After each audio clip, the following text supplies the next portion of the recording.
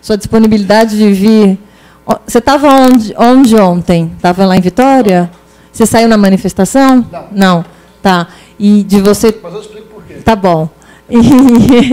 E aí de você estar vindo, né? Antes de ir para Brasília, passar para o São Paulo. Não, mas eu não participei da manifestação porque ontem um amigo muito querido e muito importante fez 94 anos de idade e ele mora em Nova Viçosa, ele chama-se Franz Krasberg, que é uma pessoa extraordinária, e uns poucos amigos foram dar um abraço nele, no sítio onde ele mora, onde ele desenvolve um trabalho que é um grito universal contra a devastação, contra o desmatamento. Ele acaba de ser premiado em Tóquio como o principal escultor do mundo, acaba de receber também uma comenda muito importante do Monsieur Hollande, na França, e nós ontem cantamos aniversário para ele, e por conta disso eu não estava em Vitória. Tá ótimo. Vamos sentar aqui, mas obrigada, então, de ter vindo prestigiar a gente aqui em São Paulo. Prestígio é meu.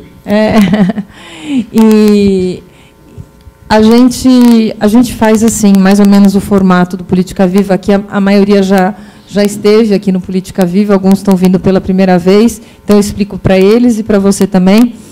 A gente faz algumas perguntas que já foram enviadas e a gente começa por aí. Perguntas geralmente curtas, que a gente pede para a plateia, e respostas sucintas para a gente poder atender o maior número de pessoas, né, de dúvidas, de perguntas possíveis, né? É muito engraçado, né, porque quando você está lá no Senado, às vezes os partidos de oposição, né, que se opõem, eles têm que se juntar em determinados temas quando diz respeito ao seu estado, por exemplo, né? Então eu vi lá na última terça-feira o Serra se juntando com outros partidos para proteger São Paulo contra Vitória, por exemplo, né, na questão fiscal, né? E contra São Paulo estava sendo massacrado, né, Ricardo? Todo mundo contra São Paulo, tadinho, fiquei com uma dor de São Paulo.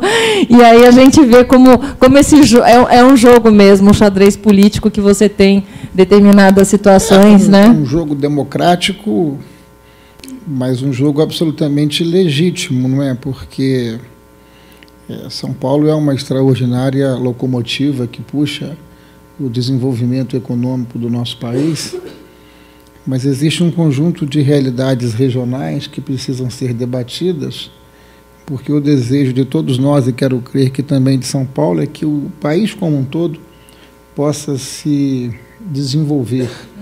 Quanto mais o país como um todo se desenvolver de forma homogênea, menor também será a pressão sobre São Paulo e os seus desafios no campo da infraestrutura e das políticas sociais.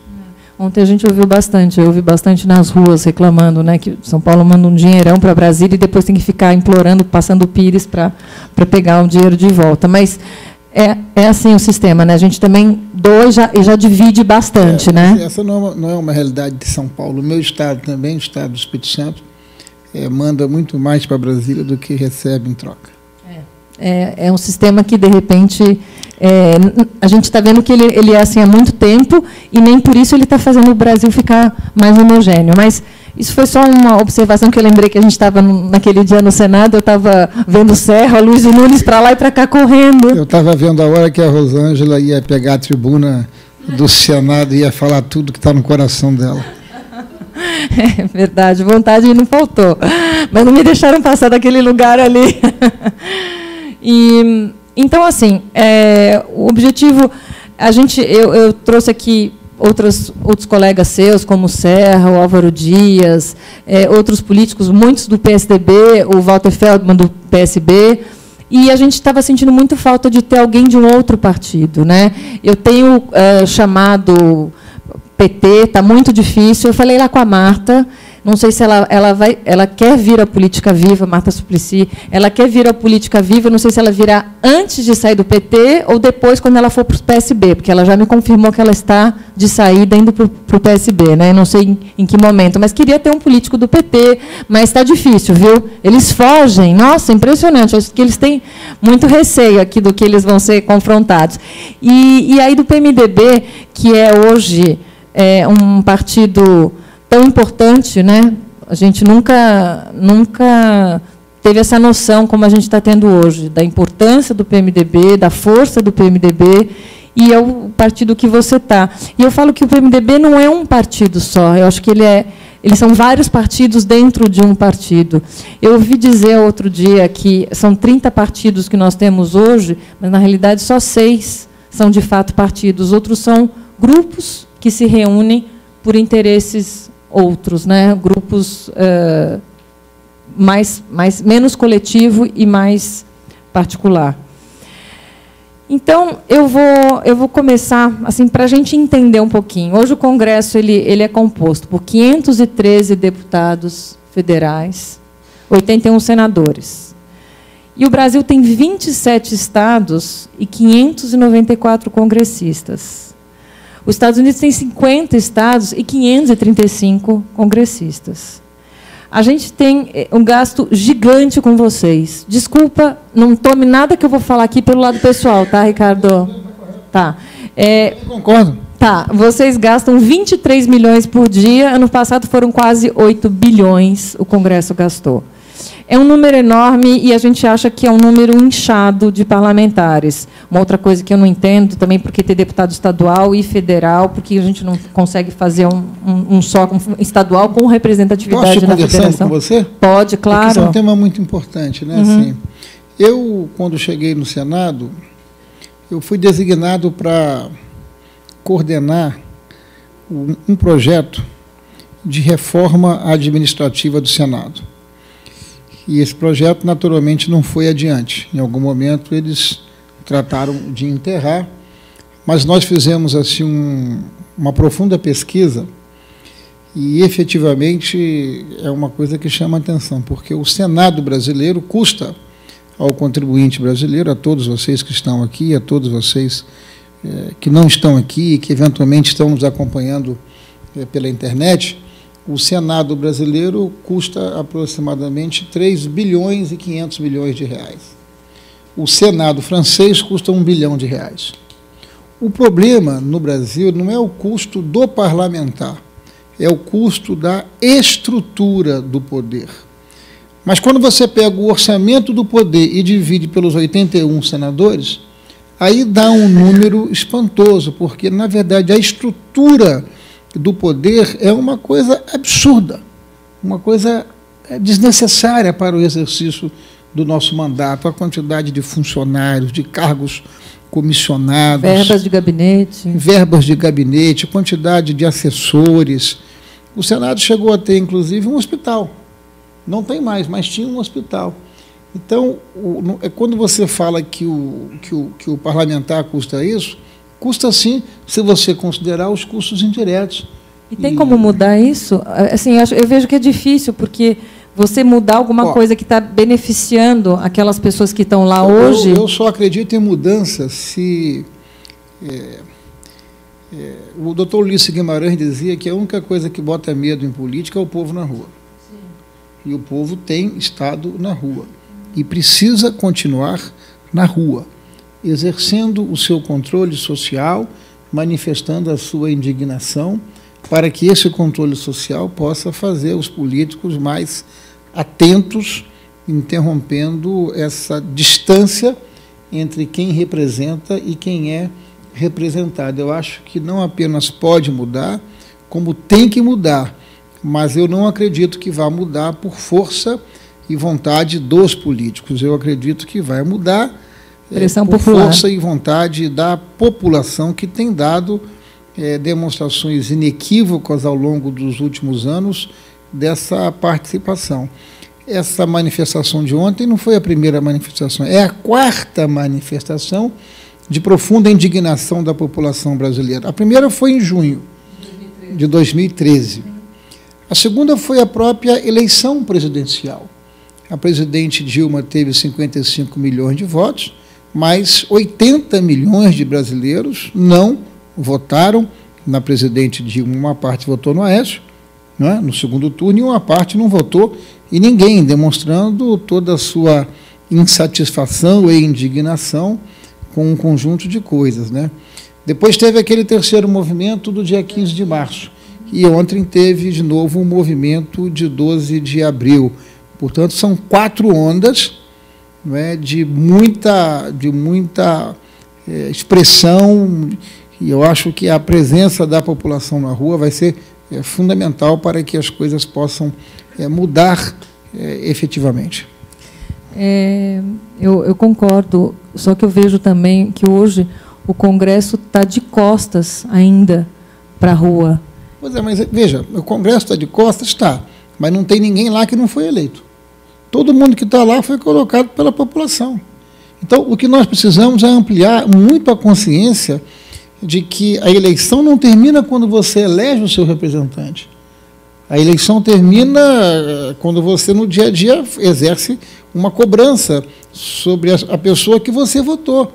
É muito comum você perguntar às pessoas, assim, 2, 3 anos depois, em quem você votou para deputado estadual, para deputado federal, para senador. Muitos nem se lembram, porque nós precisamos ampliar o nível de conscientização de que a nossa responsabilidade não começa e termina quando você deposita o seu voto. Você tem que exercer o controle social sobre o voto que você deu.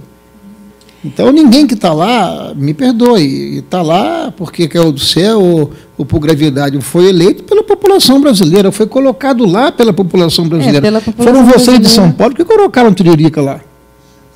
Não, foi a gente de São Paulo, sim. Mas as pessoas estão sendo mal formadas e mal informadas. Isso o governo faz questão de continuar tolhindo a educação das pessoas, para continuar nesse poder, nesse voto cabresto. Isso que eu estou dizendo a você, ninguém que está lá não foi eleito. O que nós precisamos é continuar trabalhando, lutando com manga arregaçada, para que a gente possa ter um Congresso brasileiro mais próximo do sentimento da população brasileira. E eu acho que a gente só vai conseguir mudanças nas benesses que os parlamentares têm, porque toda essa verba de gabinete, todas essas despesas, eles são convenientes, a gente só vai conseguir, de fato, quando a gente puder propor alguma coisa que comece a vigorar dali a alguns anos, porque aí não vai ser atingido ele naquele momento. Alguma coisa para frente, que aí sim ele pode falar, bom, daqui a 8 anos, não sei onde eu vou estar, e aí ele pode ser que ele vote pelo sim.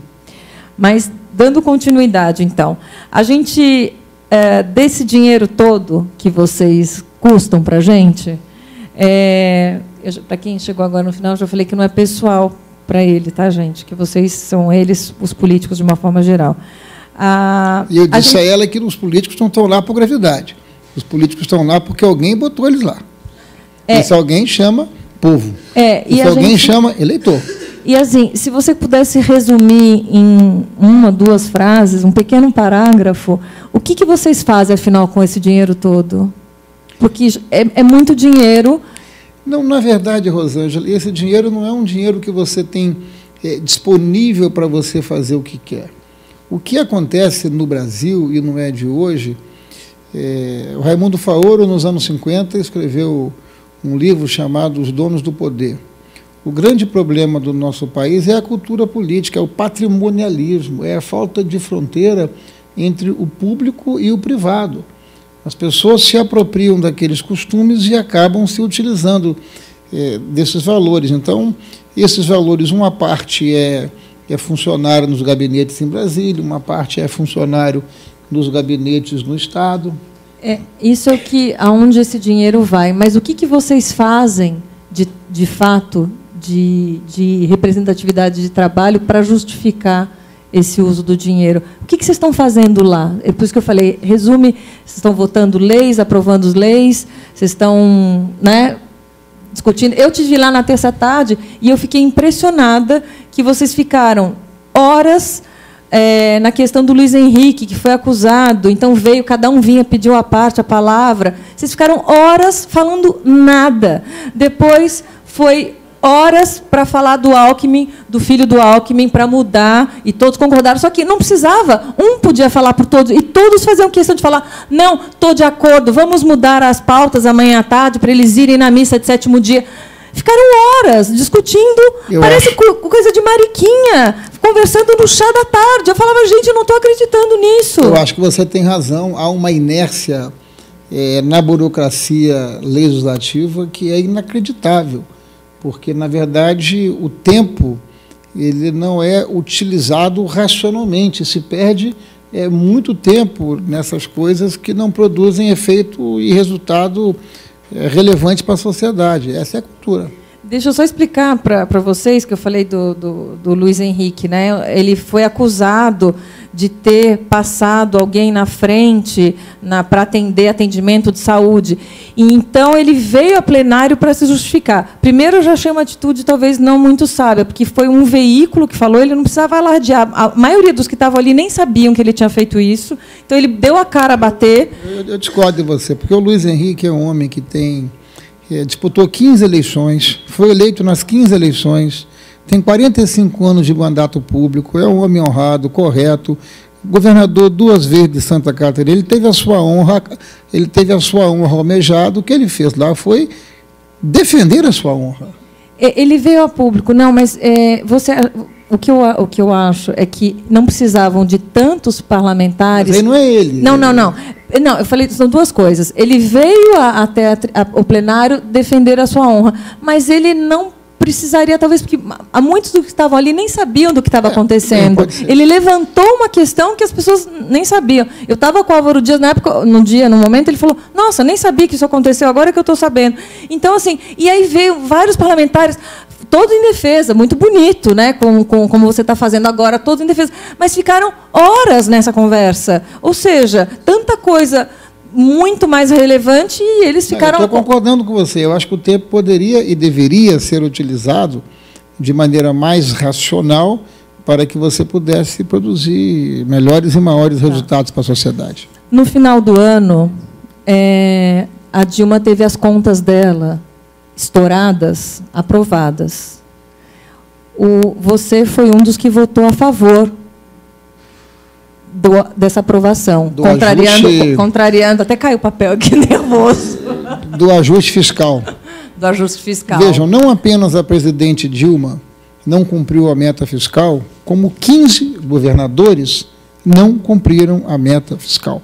Inclusive o Geraldo Alckmin, inclusive o Marconi Perillo, inclusive o Beto Richa, inclusive o governador do meu estado, inclusive a Anastasia de Minas Gerais. De uma forma geral, os governadores também não cumpriram as metas fiscais e os governadores fizeram os seus ajustes. O meu voto, eu sou um parlamentar que, mesmo sendo do PMDB, eu sou de um PMDB que na bancada é minoria, porque nós atuamos lá junto com Pedro Simon, junto com Jarbas Vasconcelos, junto com o próprio Luiz Henrique, o Roberto Requião do Paraná, então nós somos uma minoria. E eu tenho uma passagem pelo Senado como um mandato absolutamente independente. O que eu julguei? Eu julguei que, se a Dilma fosse punida, nós deveríamos punir também os governadores. E eu acho que, se a Dilma tiver que ser impeachmentada, se ela tiver que sofrer impeachment, eu acho que ela não pode sofrer impeachment em razão disso. Ela tem que sofrer impeachment em razão de uma materialização de um envolvimento direto dela com os casos que a população brasileira está acompanhando. Eu, sinceramente, assim, com muita humildade, eu exerci esse voto, mas eu não sei se eu votei certo. Falo isso com muita humildade. Que lindo, né, gente?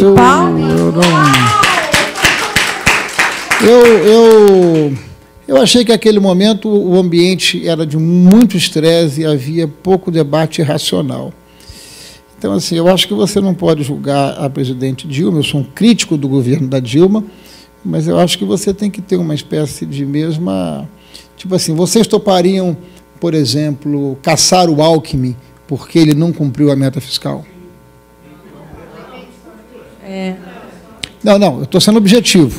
Eu ia te perguntar, você fez uma fiscal, pergunta... Nós estamos falando aqui de não cumprimento de meta fiscal. Como que ele se saiu? Ele também pagou um cheque para os deputados aprovarem? Não, lá no Senado não teve pagamento de cheque. Não, ela pagou na Câmara dos Deputados. Não teve pagamento. Aquele cheque, gente, não era o checão? Não. O bônus, 700 e... Não, mil. Por favor, não foi pagamento de cheque. O que houve foi um absurdo cometido pelo Palácio do Planalto, um absurdo acompanhado assim, de uma coisa absolutamente irracional.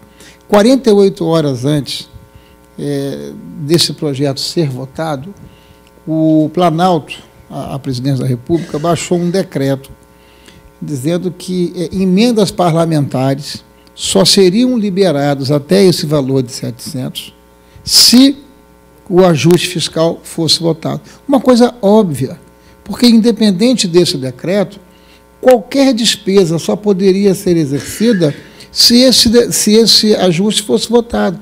Se esse ajuste não fosse votado, nada aprovado, poderia... você quer dizer, aprovado. Se esse ajuste não fosse aprovado, independente desse decreto, nada poderia ser liberado. Isso expôs um conjunto de parlamentares, que é o meu caso, e eu não votei por isso, eu votei porque julguei que, naquele momento, assim como a presidente Dilma, outros 15 governadores estavam na mesma situação em função da conjuntura econômica e também não cumpriram as suas metas fiscais. Então, independente de qualquer questão, eu acho que nós não podemos ter dois pesos e duas medidas. Nós teríamos, então, que caçar a Dilma e nós teríamos que caçar 15 governadores que não cumpriram a meta fiscal. Mas a gente não acompanhou, acho que a gente não sabe como é que ficou, por exemplo, o governador do seu estado, Alckmin, eles tiveram aprovadas as contas, sim, como ela também? Sim. Então, mas como você põe uma lei e que você descumpre, e que eles todos descumprem a lei? Como que é isso? Não houve o descumprimento da lei exatamente porque houve a adequação da meta fiscal. O descumprimento da lei, ela se materializaria se não houvesse a adequação do ajuste fiscal. Sim, houve o cumprimento da lei, só houve uma mudança no teto. Uma outra coisa que me moveu naquele momento, e eu já ouço vocês, uma outra coisa que me moveu... Desculpa, Ricardo, essa manifestação é porque, assim, se a gente ultrapassar o nosso cheque especial, a gente vai ser cobrado de alguma forma, também. Né?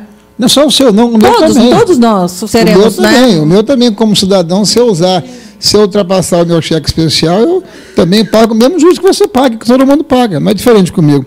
A outra coisa que me fez votar nessa coisa, que eu já disse aqui humildemente, que eu não sei se eu fiz certo, é que eu estava assim, muito estimulado com a presença da nova equipe econômica, porque essa coisa circulou muito fortemente lá em Brasília. Se não houvesse a votação dessa lei que fez o ajuste fiscal, o ministro Joaquim Levy não assumiria o Ministério da Fazenda, assim como toda a equipe econômica, com nova orientação econômica. E eu, sinceramente, achava e acho que nós temos hoje uma equipe econômica que está governando economicamente o país com responsabilidade, com consequência, assumiu explicitamente compromissos com metas fiscais para 2015, 16 e 17, e a luta está sendo grande para consertar, né, todos os equívocos que foram cometidos no Dilma I. Então, a minha decisão foi, inclusive, uma decisão que eu fui muito criticado, porque, em nome da transparência, eu postei na minha página as razões que me moveram a dar esse voto, e esses foram os valores que me moveram para eu dar esse voto.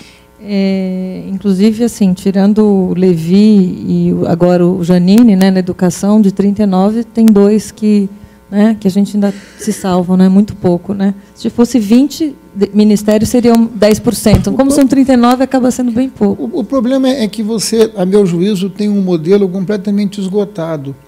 Quer dizer, o presidencialismo de coalizão, ele se transformou no presidencialismo de cooptação. E aí, em lugar de você ter... Promiscuidade. Pois é, a cooptação, ela produz a promiscuidade. Ela produziu o mensalão, ela produz o petrolão, e ela está produzindo um conjunto de desvios que começam a ser divulgados na Caixa Econômica Federal, no Ministério da Saúde, nas obras do PAC e assim por diante. Por quê? Porque a cooptação, ela se dá como forma de você obter voto. O PT transformou o seu projeto de nação, que em algum momento eles tiveram, em projeto de poder. O PT e a presidente Dilma e o presidente Lula, eles olham para frente pensando sempre na próxima eleição e não na próxima geração. E vão às últimas consequências na manutenção desse poder, e aí fazem esse aparelhamento absurdo de ocupação dos cargos públicos, sem considerar méritos, sem considerar competência, sem considerar eficiência, e o pior disso tudo é que não fizeram uma revisão disso. O Dilma II é o aprofundamento do Dilma I, porque o aparelhamento e a distribuição de cargos do governo continua da mesma intensidade. Eu posso falar com tranquilidade, porque não tenho cargo indicado em qualquer nível de governo. Então, eu estou muito à vontade para poder exercer a minha visão crítica em relação ao governo. Então, nessa votação de final de ano, cada integrante do partido teve a sua vontade respeitada. Cada um votou pela sua cabeça. Mas existem momentos em que vocês votam em conjunto, que são feitos em bloco, são decisões tomadas em bloco e todos votam pela mesma... Não há precedentes de fechamento de questão para se votar. Por exemplo, eu assinei a CPI do BNDES, eu assinei a CPI dos fundos de pensão, a CPI do CARF, a CPI da Petrobras, e não retirei as minhas assinaturas, independente de muitos dos senadores do PMDB não terem assinado. Ou terem retirado, né? Ou terem assinado ou terem retirado. A gente vai falar disso daqui a pouco. Assinei e não retirei, na expectativa que essas investigações pudessem acontecer. Aliás, amanhã, na Comissão de Assuntos Econômicos do Senado, nós vamos debater com o professor Luciano Coutinho, que é o presidente do BNDES. Debater, botar ele na berlinda, igual mais ou menos que a gente está fazendo aqui com você? Debater o papel do BNDES, debater os empréstimos do BNDES, debater o empréstimo que o BNDES fez para a construção do porto em Cuba, de algumas construções em alguns países africanos. Debater, inclusive, eu estou à disposição para receber sugestões e contribuições de perguntas que vocês gostariam de fazer. Eu gostaria, talvez não seja a alçada dele, eu gostaria de saber dos empréstimos sigilosos. Eu também gostaria muito. Muito. Aliás, eu sou autor de um pedido de informação ao BNDES, não apenas eu, também o Tribunal de Contas da União, também a Procuradoria-Geral da República querem saber em que condições o governo brasileiro, o BNDES, emprestou dinheiro a Cuba para que um porto fosse lá construído. E a resposta que veio do BNDES é que essa informação é uma informação que está resguardada pelo sigilo. Mas amanhã nós vamos renovar essa pergunta a ele, com certeza, lá. E, inclusive, tem o mandado de segurança que o senador Álvaro Dias faz 1 ano que está na gaveta do Luiz Fux, né? Era bom também vocês darem uma cutucada. Está na mesa, na gaveta do ministro. Não apenas nós, todos nós. O ministro Fux tem e-mail. Passa e-mail para ele. A gente passou. E o que ele respondeu? Nada. Já quando a gente passa e-mail para outros parlamentares, eles respondem, mas o ministro não respondeu. Ele teve a caixa cheia, porque algumas pessoas não conseguiram mandar. Já começou a voltar, que a caixa encheu. E ele não respondeu ninguém. Continue passando. Água mole em pedra dura, é assim que funciona. Mas parece que, enquanto ele não decidir se a filha dele vai conseguir sair desembargadora pelo Rio, que ele precisa da assinatura do Pezão, parece que ele não vai fazer muita coisa por enquanto. Você falou de mudar o sistema, né? Como é que você muda o sistema garantindo as conquistas democráticas que a gente já conseguiu? Que tipo de mudança a gente pode ter? Pergunta 3. Pela via da democracia, só com participação popular, sabe, só com escolha de representantes que tenham um compromisso com esses princípios e valores. Não tem outro caminho. Eu vou repetir, não tem ninguém que esteja no Congresso brasileiro ou na Assembleia de São Paulo que não tenha sido eleito ou eleita. Aliás, todos são livres para serem candidatos e candidatas. Mas você falou do cansaço do sistema... Mas você falou do cansaço do sistema político, do sistema presidencialista de coligação. Qual que seria uma opção a esse sistema? Olha, o presidencialismo de coalizão, ele se estabeleceu num primeiro momento, quando você começou a ter no Brasil uma característica que não é muito comum mundo afora, porque você tem uma quantidade de partidos políticos do Brasil muito grande, que você não consegue governar sem dialogar com o Congresso. Então, você monta o que se chama de presidencialismo de coalizão, onde você constrói uma coalizão para governar. Mas uma coalizão em torno de quê? Projetos, ideias, valores, princípios. Esse presidencialismo de coalizão evoluiu para um presidencialismo de cooptação.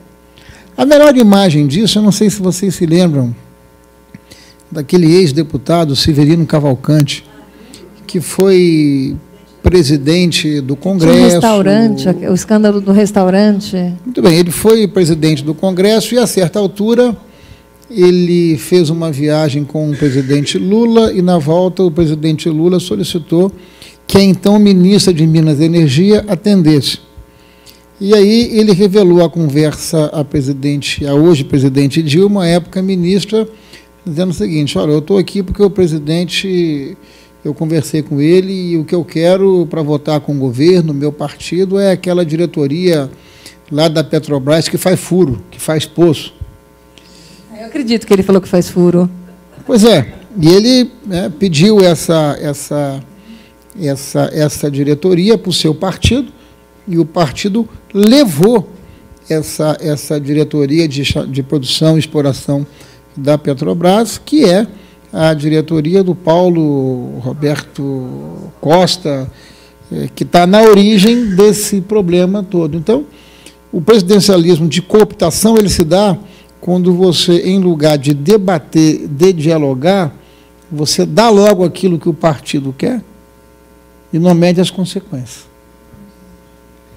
Você acha que você tendo boas ideias apoiadas pela população, o Congresso vai junto? Eu acho que você precisa ter um projeto. Ideias que eu falo projetos, bons projetos. Com apoio popular, o Congresso vai. Você, quando se candidata, você tem um projeto. O que está, na minha opinião, o inferno astral que vive a presidente Dilma e o seu governo, que está completando apenas 100 dias de governo e já completamente esgotado, né?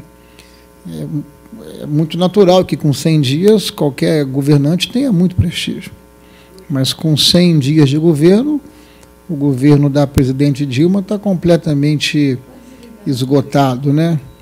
E eu acho que o principal do esgotamento é a mentira, porque durante o processo eleitoral, a sua propaganda e o seu marketing teve a capacidade de vender para os brasileiros uma realidade que não era a nossa realidade. Sim. Ela disse durante toda a campanha que quem faria tudo que ela está fazendo era o Aécio. Então, ela produziu uma enorme frustração na sociedade brasileira quando faltou verdade. E, na verdade, muitas das iniciativas que estão sendo agora adotadas poderiam e deveriam ter sido adotadas desde 2011, que foi quando o Brasil começou a perder o fio da meada. Então... E você acha que ela sai?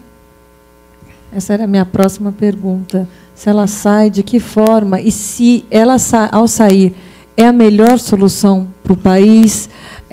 O PT quer que ela saia, né? Algumas alas do PT gostariam que ela saísse porque ela está levando uma imagem negativa que eles vão ter que demorar mais tempo para se reerguer.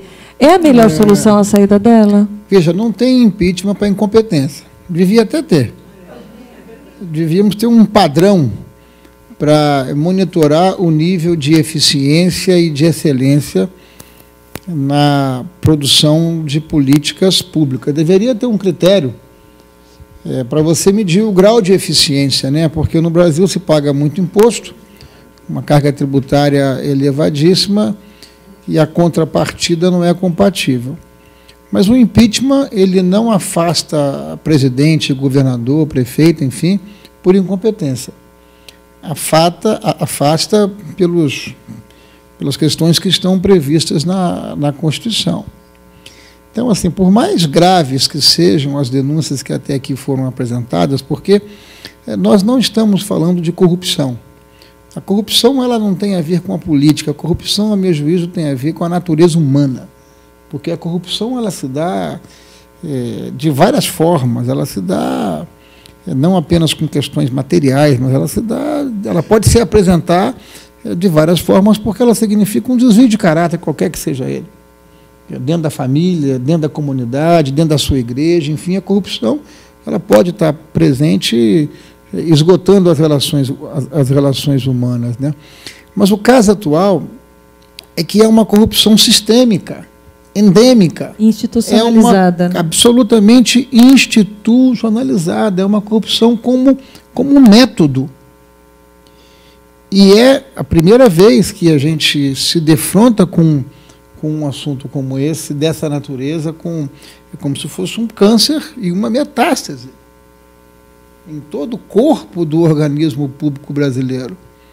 Não é isso é que está no cerne, acho eu, da grande indignação da população brasileira e depois com a baixa eficiência dos serviços públicos. Então, ela saindo por algum motivo que a gente vai, né, pode acontecer mais para frente na Lava Jato, e o PMDB, o Temer assumindo a presidência. Não, mas veja, você pode ter duas formas de impeachment. Você pode ter o impeachment que afasta um e outro. Sim, sim. Você pode ter o impeachment que afasta só a presidente, você pode ter o impeachment que afasta os dois, dependendo do motivo, das da provas, raiz, daquilo que se materializar. Sim, para saírem os dois, precisa do dinheiro de campanha. Se houver em algum momento uma denúncia que envolva os dois, que prove de maneira objetiva, porque vamos ser aqui muito sinceros, né? Nós estamos falando de presidente da República que foi eleito democraticamente pelo voto popular. Então, se tem uma coisa boa em nosso país é que as nossas instituições funcionam. Então, se houver... Que não é Venezuela, graças a Deus. Se houver o envolvimento objetivo e direto de um e de outro, a Constituição determina uma nova eleição. Então, aí vem a minha pergunta. Na hipótese de só ela sair por envolvimento, por assinatura da Petrobras, etc., se só ela sai e assume o Temer, né?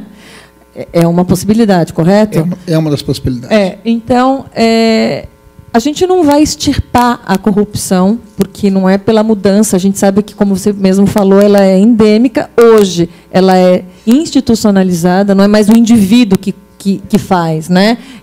Mas quem diz que, ao entrar o Temer, a gente teria essa situação resolvida, ou a gente não teria mais a institucionalização, a gente volta na era pré-PT, onde se a corrupção corria muito difícil falar, mais individual. É muito difícil falar por suposição.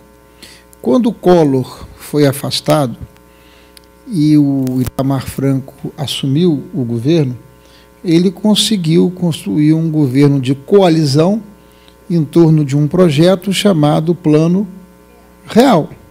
O presidente Fernando Henrique, à época, foi convidado a ocupar o Ministério das Relações Exteriores, depois ele ocupou o Ministério da Fazenda, da Economia, e ele botou de pé um projeto que coesionou a sociedade brasileira em torno de valores absolutamente importantes, não é?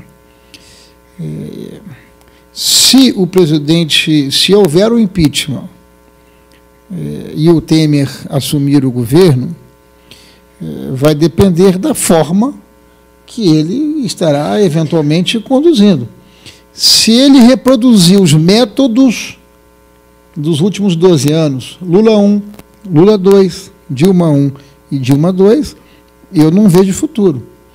Mas eu não posso, eu não tenho bola de cristal, nem ninguém, para saber se ele vai manter os mesmos costumes, critérios e procedimentos, ou se ele, eventualmente, vai colocar de pé um formato novo. Você é ligado ao Temer? Vocês não tem nenhuma ligação. Eu não sou ligado ao grupo que lidera o PMDB. Nas eleições agora do Senado, eu não votei no Renan Calheiros.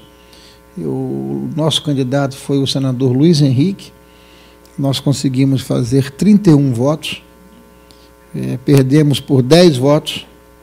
Nós tínhamos muita esperança que, com a eleição do Luiz Henrique, nós pudéssemos dar uma outra dimensão ao Senado. Infelizmente, não conseguimos maioria no Senado. Então, eu não tenho convivência política, mas não tenho relacionamento com a cúpula do meu partido. Essa atual que está aí, sou meio ovelha desgarrada, como se diz. Que bom, que bom.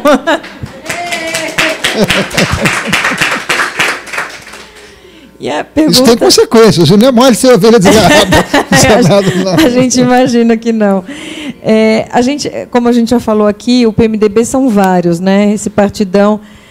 Afinal, às vezes a gente vê ele tem uma atitude que parece que nos representa como povo, né? Vamos tirar os ministérios, ele vai contra decisões do governo e, às vezes, ele tira a assinatura de CPIs que são interessantes. Afinal, o PMDB, ele quer ser governo, quer ser a protagonista da história, não mais o ator coadjuvante, ou ele quer continuar sendo coadjuvante porque ele só quer os bônus e não quer o ônus de ter o poder? Eu acho isso, me perdoe o termo, uma conversa fiada que não tem tamanho, porque se o PMDB quisesse isso, a primeira coisa que ele devia fazer é pedir que os seus ministros saíssem do governo. Eu estou trabalhando em razão da redução da quantidade de ministérios, ponto. E a minha primeira contribuição vai ser tirar os meus 3 ou 4 ou 5 ou 6, ou não sei quantos ministros que eu tenho lá. Porque você daria uma demonstração muito além das palavras, né? Tem uma frase que eu gosto muito de um grande... Você é muito religiosa? Santo Agostinho? O padre Vieira, padre Antônio Vieira. Ele fala que quem fala com palavras fala ao vento, quem fala com obras toca ao coração. Lindo. Então, o mais importante que as palavras são as ações concretas. Então, se o PMDB quer fazer isso, e eu acho muito bom quando ele fala isso, seria melhor ainda que nós pudéssemos entregar os ministérios que estão sob domínio do PMDB. Claro. Porque aí você puxaria todo um movimento para que nós reduzíssemos esses ministérios de 39, 40, para no máximo 18, 19 ministérios, porque os ministérios eles se banalizaram.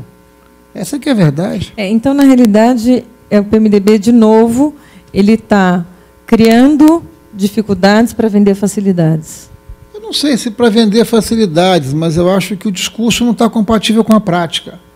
E o ideal é que o discurso e a prática possam ter uma direção só. Quando você tem um discurso e tem uma prática, você cria uma enorme confusão na cabeça das pessoas, você cria sentimentos de ambiguidade. É isso que você está me perguntando na prática, né? Quer dizer, sim.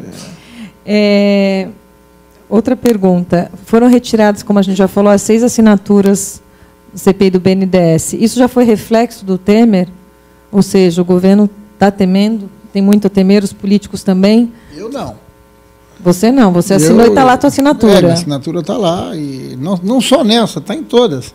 Porque eu acho que a comissão parlamentar de inquérito é uma prerrogativa de investigação do Congresso. Não de acusação, necessariamente. Não de acusação, de investigação.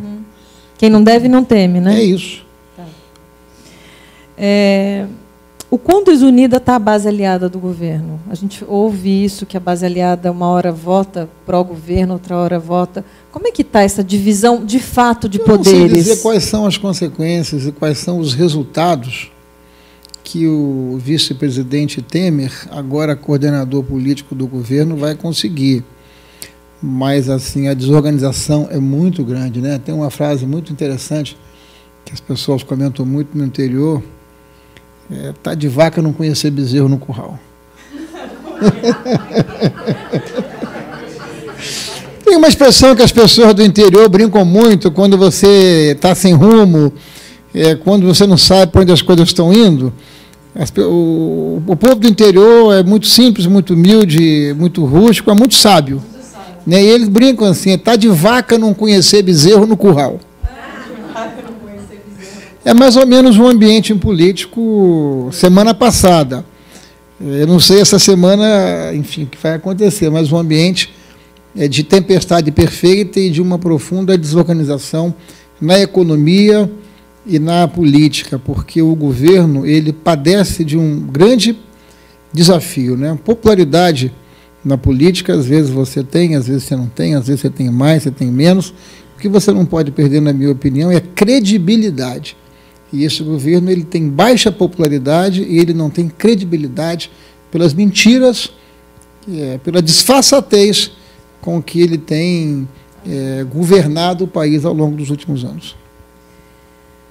Com relação à oposição, a gente vê que a gente tem 15% hoje, de fato, é oposição, né, entre PSDB, DEM, os que não são o seu partido, né, que são base de apoio. como é que você consegue fazer oposição com 15%? Talvez você já respondeu aqui, com anseio popular, indo às ruas, né? E porque o PSDB fala em deixar o governo sangrar e repetir o mesmo erro que ele cometeu em 2005 no Mensalão. Ele achava que ia deixar sangrar, então ele está correndo risco. Mas só que quem sangra, na realidade, enquanto se deixa sangrar, é o povo, né? Sem emprego, com insegurança, sem investimento, o país sangra.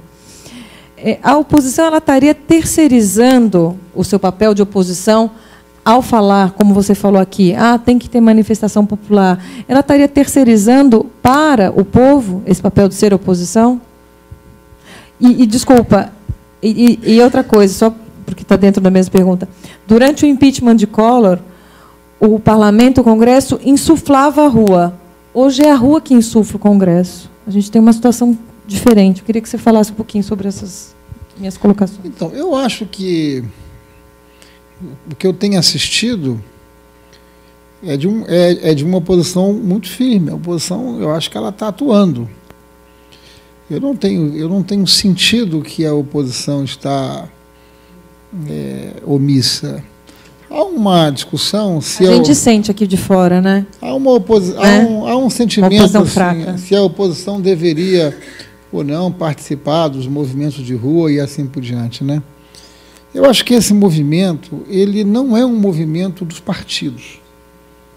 Ele é um movimento da política, com P maiúsculo, mas eu acho que ele não é um movimento dos partidos. Ele é um movimento que coloca em jogo a capacidade e a qualidade da representação política no país. Então, eu acho que os partidos devem continuar acompanhando essas movimentações, mas tentando traduzir o que essas manifestações estão sinalizando para todos nós que somos detentores de mandato.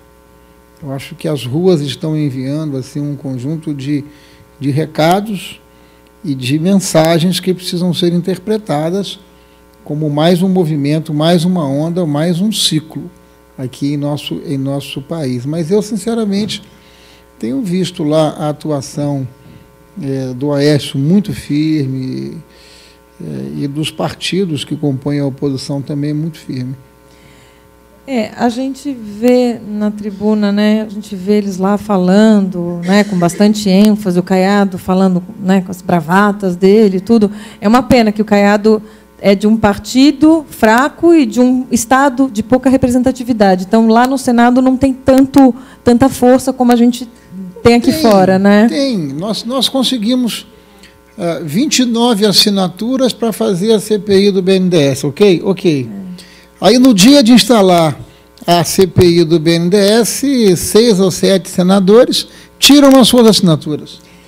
Aí é inacreditável, entendeu? Mas, Ricardo, você não acha que foi um pouco de ingenuidade do Caiado colocar isso num dia de semana, numa terça-feira? Não sei, teria sido melhor se ele tivesse colocado numa quinta, onde não dava mais tempo? Uma estratégia para evitar esse tipo de coisa? Talvez não tenha acreditado que as pessoas retirariam suas assinaturas, porque a assinatura da pessoa é uma coisa muito importante, né? Quando você dá uma assinatura, você está meio que assumindo ali um compromisso de forma irreversível. Mas não é a primeira vez. Inclusive, agora o PSB tirou todas, em bloco, as assinaturas dos fundos de pensão. Eu não posso culpar o Caiado, eu preciso culpar aqueles que assinaram e aqueles que retiraram suas assinaturas. O Caiado liderou esse movimento, eu assinei essa CPI com ele. E ela caiu agora, né? Ela caiu por causa dessa retirada de assinaturas. Eu não estou culpando o Caiado, Ricardo. Eu só estou falando que, como um político já experiente, talvez ele pudesse esperar, como Álvaro Dias, por exemplo, a CPI do futebol que ele fez lá atrás, ele colocou numa sexta-feira, não dava mais tempo, né? Então, acho que essas artimanhas, vocês, como políticos experientes, poderiam pensar. Agora fica todo mundo descolado, né? Mas eu acho assim, você falou que você acha que a posição está boa, tirando alguns discursos que a gente vê inflamados lá, né, na Câmara, no Senado, nós aqui fora achamos que a oposição está muito fraca. Vocês concordam comigo? Né? A nossa visão de povo aqui, né, do outro lado, a gente acha que... E a gente tem receio que seja de novo, né, ou o erro, como eu falei, de 2005, de deixar sangrar, ou aquela oposição conciliadora, de conchavo. Deixa eu trocar um pouquinho de papel. O que vocês acham que as oposições deveriam fazer que não estão fazendo? Desculpe? Não, Karina, não, é um vídeo que ela gravou. Ela gravou um vídeo, Movimento Brasil Livre, falando, mas palavrão contra o PSDB. Está pensando o quê? Que o Aécio vai conseguir daqui a 4 anos ele se eleger? Então, existia mesmo uma revolta. Eu achei exagerado, inclusive, não concordo. A primeira coisa que eu acho é que ninguém tem procuração do povo para falar em nome dele. Nenhum desses movimentos tem procuração do povo para falar em nome de ninguém. Porque hoje nós vivemos num nível de integração, de sociedade em rede, que todos são líderes da sua consciência e das suas convicções. Então, todos esses que se acham no direito de falar em nome da população, de qualquer dos movimentos, eles estão construindo para si, na minha opinião, um castelo de areia. Porque ninguém fala por ninguém, as pessoas sabem o que querem. Então, esse movimento, por exemplo, que foi programado para ontem, eu não sei se foi o melhor movimento, não na melhor oportunidade, não se não foi uma coisa fruto e resultado assim de uma coisa compulsiva, de uma coisa ansiosa, de vaidade. Eu fiz um movimento, peraí, eu fiz quem? Eu quem, cara pálida? Quem fez foi o povo, com a sua indignação, com a sua vontade de se apresentar. Ninguém é dono do povo. Então, todos esses que acham que podem ocupar o lugar do povo para falar o nome dele, eu acho que eles vão ficar com a brocha na mão. Então, eu preciso ter muita calma e muita humildade, mas eu queria perguntar a vocês, o que vocês acham que a oposição deveria estar fazendo que não está? Essa é uma questão que vocês podem e devem refletir, sabe, Rosângela, e você como interlocutora desse movimento, participar de conversas com a gente, dando sugestões e contribuições, porque ninguém é dono da verdade, muito menos quem exerce cargo. Eu acho que existe aí uma dicotomia, porque a gente reclamou, porque o povo quer ver o político na rua, o político, ele quer ver, ele quer ver o político na rua, sim. Lá no meu estado, os políticos que foram para a rua foram vaiados. Sim, tem os dois lados. Mas de origem, de partido. Mas quando você leva, por exemplo, um político eu acho que esse movimento é para colocar os políticos de barba de molho. Esses movimentos que estão acontecendo é para colocar os políticos de barba de molho e entender, ou tentar entender e compreender e fazer uma leitura adequada do sentimento e da percepção da população, do nível de indignação, sabe, do quanto as pessoas estão esgotadas, enfim, desse ambiente de corrupção endêmica, banalizada, como nunca se viu em nosso país, mas não apenas isso, também com a baixa eficiência, incompetência, sabe, das políticas públicas em nosso país. Tem um misto disso. Serviços porque até certo ponto, assim, até certo ponto, eu acho que a vida do brasileiro melhorou muito da porta para dentro. Até certo ponto melhorou muito, vamos ser sinceros, assim. Verdade. Houve uma ascensão social grande, as pessoas passaram a ter acesso a bens e produtos, assim, que melhoraram o dia a dia das pessoas. Aí as pessoas saíam da porta para fora, o ambiente era o caos da mobilidade urbana, da segurança, da saúde, da educação e assim por diante. Correto. O que nós temos agora, a minha percepção pelo menos, é que todas essas conquistas da porta para dentro, elas estão ameaçadas pela inflação que corrói o poder aquisitivo, pelo nível de endividamento da sociedade brasileira, porque o governo trabalhou até agora a mistura de expansão de crédito e consumo, como se isso fosse suficiente. Sustentar por si só, né? Por si só, sem que o país incorporasse em ganhos de eficiência e competitividade. Então, as pessoas estão vendo as suas conquistas da porta para dentro serem ameaçadas, e de junho de 2013 para cá, que foram aquelas reclamações ligadas à mobilidade urbana e tantas outras bandeiras, nada melhorou, só piorou. Verdade. Então, essa é a tempestade perfeita. Mas quando eu falo, só voltando na pergunta, quando eu falo que existem dois cenários, existe um que é o político tem receio de ir à rua e ser chamado de oportunista, de subir num caminhão e falar, olha, é um oportunista. Então, eles não vêm. Mas, ao mesmo tempo, o povo, e quando eu falo povo, é mais do que a gente, é o povo mesmo, né? Aquele que dá, que fala, nossa, está lá o caiadão, aquele que... Né? Então, assim, o povo sente falta de ter o político do lado deles, batendo no governo, clamando. Desculpa, então, existem as duas. Eu vejo que existem as duas situações, por isso que eu falei, é uma dicotomia. Eu não tenho certeza disso. Eu acho que ontem, se o Caiado tivesse subido num caminhão e falado as bravatas que ele faz, que todo mundo... Ele foi, mas ele não subiu em lugar nenhum, ele ficou ali circulando embaixo. Se ele tivesse... Ia gerar aquele impacto que a gente tem quando a gente vê e corre no Facebook. Olha o que o Caiado falou, olha o que ele fez, né? O objetivo, né? Olha, tem a CPI para ser votada.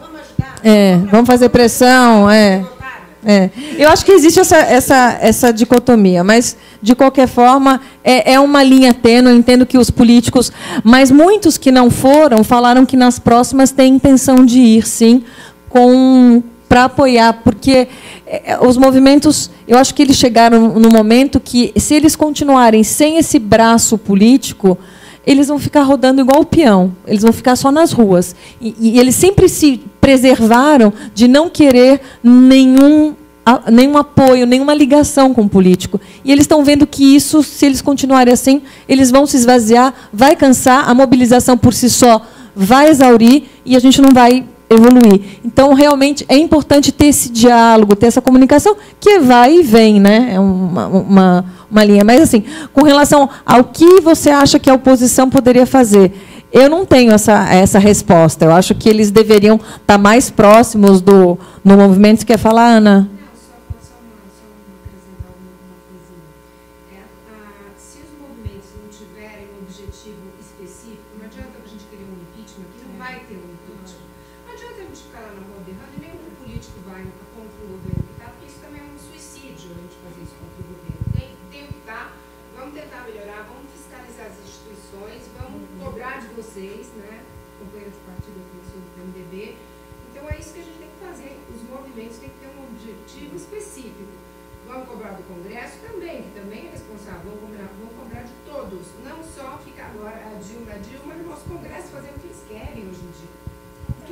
O Congresso...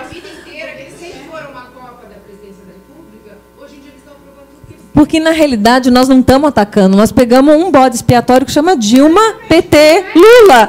E o Congresso está transitando e navegando em berço esplêndido. Eles estão tranquilos. O Congresso não está bem na fotografia. A mesma pesquisa que trouxe... O Congresso nunca teve bem na fotografia, né? Nunca teve. Não, mas vamos falar de agora, né? Essa conjuntura. Quer dizer, a mesma pesquisa que trouxe a presidente mal, o governo mal, também trouxe o Congresso mal. Porque, no fundo... Essa manifestação popular é um grito de desabafo, do tipo assim, nós não aguentamos mais. Essa coisa é meio difusa mesmo, esses movimentos são muito novos, eles não são movimentos ainda compreendidos, eles são movimentos que trazem variáveis, quer dizer, de junho para cá, de 2013, a característica do movimento são essas variáveis, como você falou corretamente, é difuso. Reclama-se de tudo, reclama-se de todos, mas no núcleo disso, a meu juízo, é um grito e um desabafo das pessoas que não suportam mais olharem para o nosso país e esse país o nosso Brasil é um país do futuro. Eu não quero um país do futuro, eu quero um país do presente. Percebe assim? Então, eu não sei se os políticos devem participar, porque todos nós temos que vestir a carapuça. E, de uma forma ou de outra, errando menos ou errando mais, nós estamos errando, porque nós não estamos conseguindo dar o salto que o país precisa. Estão todos errados. Eu acho que... Executivo, legislativo... Eu acho que uns menos, outros mais. Mas, de uma forma geral, a classe política brasileira não tem sabido corresponder às expectativas da sociedade. E nós precisamos dar o braço a torcer, precisamos ter humildade, sabe, mesmo, para reconhecer isso. Quer dizer, não reconhecer isso é não olhar para a realidade como ela é, e não como eu gostaria que ela fosse. Antes da gente passar as perguntas para as pessoas que estão aqui, se a gente pudesse fazer um apanhado de tudo isso que a gente conversou aqui, sobre impeachment, sobre o papel da oposição, o papel do PMDB, o PMDB vai ser a oposição? Como é que a gente... As ruas... Se a gente pudesse fazer um resumo... Mas eu já te falei que eu sou uma ovelha desgarrada. Eu não posso responder pelo PMDB. Para responder pelo PMDB, você tinha que chamar aqui alguém que pudesse responder. Cunha. O Eduardo Cunha, Renan Calheiros, o Michel Temer. Eles é que respondem pelo PMDB. Porque a minha filiação ao PMDB ela se deu por um processo regional. Assim, o nosso estado, o meu estado, o estado do Espírito Santo, que fica muito pertinho aqui de vocês, ele é um estado que viveu assim, o que há de mais complexo numa crise, porque combinou crise política, ética, de envolvimento das mais violência, corrupção, assim, as mais importantes autoridades do meu estado se envolveram com o que há de pior. Nós iniciamos um processo de reconstrução de 2003 para cá. Eu fui vice-governador do Paulo Hartung e nós fizemos um movimento diferente. Então, o nosso PMDB é o PMDB do Pedro Simão, é o PMDB do Luiz Henrique, é minoria, é o PMDB do Jarbas Vasconcelos de Pernambuco. Então, assim, nós não temos a hegemonia, nós não temos a hegemonia do PMDB. Então, eu queria propor e sugerir humildemente que você convidasse alguém que pudesse falar pelo PMDB. Porque, por mim, o PMDB tinha que ter assinado a CPI, e não assinou. E não existe eles são maioria, os que decidem, e essa ingerência... Na bancada nós somos... São quantos, Na bancada nós somos 19 senadores, e dos 19 nós temos 3, 4, que votam como eu estou falando, e o resto não. Os 3 que... 15 a 3, 14 a 4, é mais ou menos assim, 15 a 4, enfim. Vocês são a minoria também. É só cacete mesmo, não tem conversa. A gente tem a oposição, que é minoria, e vocês, dentro de um partido, né, de base de apoio do governo, também são minoria, né? Exatamente. Está difícil assim, né? Mas a gente continua lá estressando, continua lá fazendo o contraditório e assim por diante, né? É o nosso papel, é fazer o debate se estabelecer. Eu tive há 2 semanas, quando o Eduardo Cunha esteve aqui com a Câmara Itinerante, na Assembleia Legislativa, que foi a minha querida Marta Lívia Suplicy, que está aqui, que me levou, o Eduardo Cunha estava lá, que ele foi vaiado ostensivamente, né? E eu fiquei assim, super constrangida, porque por mais que você não agrade o que a pessoa faz, você se constrange quando ele foi realmente foi feio o que fizeram. E aí eu cheguei para ele, aproveitei que eu falei, vai que eu estou pegando ele nesse momento mais sensível, mais fragilizado, ele não conseguia falar. E aí eu cheguei para ele, segurei a mão assim dele, olhei nos olhos dele e falei assim, Eduardo, faça diferente, fique para a história, mude, Eduardo. Ele me olhou, balançou a cabeça e continuou o caminho dele, né? Você falou com ele pessoalmente? Pessoalmente, segurei a mão dele firme, não deixei ele sair, sabe aquele que você segura assim? E olhei nos olhos dele, assim, aproveitei a oportunidade e aí falei isso para ele mudar, se ele quer ficar para a história, para ele fazer a história, ele fazer diferente, né? Acho que o dinheiro, o poder, eles acabam, né? E ele ficar nos livros da história, os filhos, os netos, os bisnetos, nossa, esse foi meu avô que fez tudo diferente, que mudou os rumos de um país. Eu usei desse diálogo. Não sei se ficou alguma coisa ou se ele já esqueceu. Vamos ver, né? Mas, então, assim, vou passar a palavra para vocês, as perguntas. E eu acho que Hoje, então, se eu pudesse resumir aqui o que você falou, então, o poder das ruas é fundamental. O Congresso ainda não está ouvindo as ruas, talvez até porque as ruas tenham banido o Congresso, uma relação ainda não está uma relação ainda saudável. Eu acho que, do ponto de vista assim, do sentimento da população, é uma coisa complicada, de muito risco, mas é como se o Congresso não tivesse importância ou não fosse relevante. É como se o Congresso fosse uma coisa absolutamente irrelevante. Mas é preciso ter cuidado com essa... Senta aqui, Ana. É preciso ter cuidado com essa afirmação, porque nos períodos mais difíceis da democracia, da ausência de liberdade de expressão, foi o Congresso brasileiro que garantiu que avanços pudessem ser incorporados. Mas eu acho que o que nós vivemos é um processo assim, de ausência de credibilidade da chamada democracia representativa. A democracia representativa que elege os seus representantes é que, na minha opinião, está precisando de uma revisão de valores, de costumes, de práticas que possam ir além do discurso. Tá, então a gente tem um Congresso que ainda não está ouvindo as ruas, mas que, em breve, isso deve mudar também. Porque, como eu falei, as ruas e o Congresso eles têm que trabalhar juntos. Tá certo? Porque se o Congresso não responder, a rua tem que mudar, aqueles que não representam bem. Mas a democracia não tem outro caminho. Aqueles que não representam bem têm que ser mudados. O problema é que é difícil mudar, porque, como você mesmo falou aqui no início, a gente não dá tanto valor, tanta ênfase a esses cargos mas nós temos que eletivos, mudar, temos que mudar. E enquanto você tem um voto obrigatório, enquanto tem algum voto cabresto, enquanto tem algumas coisas onde o dinheiro, você é eleito se você tem dinheiro. Quanto se gasta numa campanha, né, Ana? Você que já fez 2 campanhas, né? Muito dinheiro. 4? Eu acho que a gente tem que ser incansável, todos nós, né?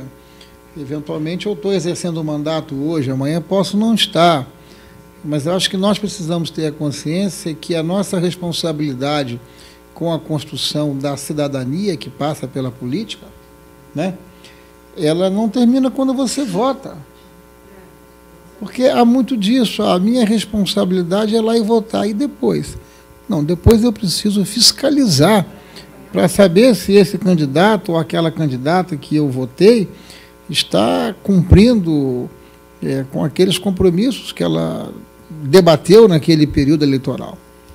Então, é um problema, é um desafio de todos nós, né? Hoje, eu acho que a gente tem um grave problema, que é a falta de oposição. O PSB, que teoricamente seria oposição, retira em bloco todas as assinaturas e eles estão agindo, querem mamar na teta, igual o PMDB?